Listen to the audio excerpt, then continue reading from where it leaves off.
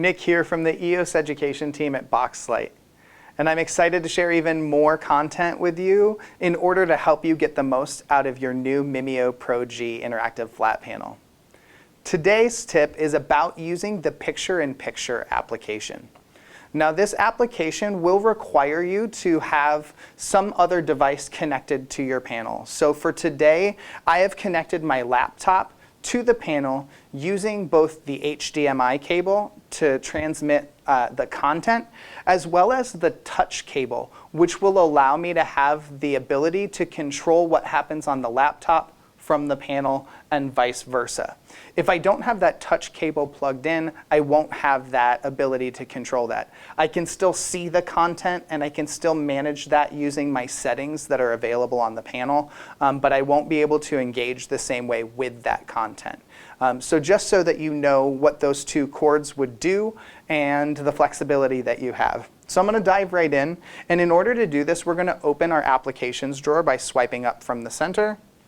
And you'll see that PIP, which is the short name for picture-in-picture, is listed right here on the top of my list because I use it so regularly. If yours isn't listed there, remember that these are listed in alphabetical order, so simply scroll down to the P's and select PIP.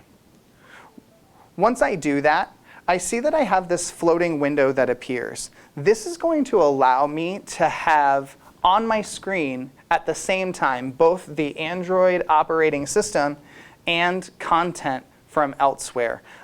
So that's a great way to bring that Windows content in without having to switch over entirely to that environment. So you can kind of have the best of both worlds. So you can see that it's on the screen that I'm currently on my laptop. If I wanted to add another tab, I can do that because I've enabled touch. But this is the tab that I want to see. And you're going to also notice down here along the bottom that I have a menu of options. If I were to swipe up on my panel regularly from the bottom center up, it gives me my input menu, which will allow me to go between the Android mode and another mode which will allow me to use the HDMI connection I have with another device in order to demonstrate that or to show that on the screen. So I can navigate between those different inputs down here. I also have the ability to change the size of this screen here, this particular tab within my panel screen.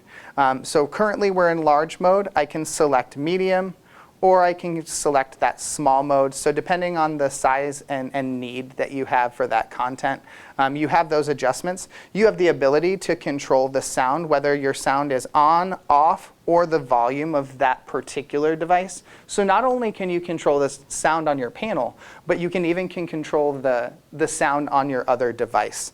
And if I wanted to go from this small version of that and make that full screen, all I have to do is tap that enter button and it's going to bring that full screen. So it's a great way to bring additional content in your classroom without having to leave the environment or the space that you use most often.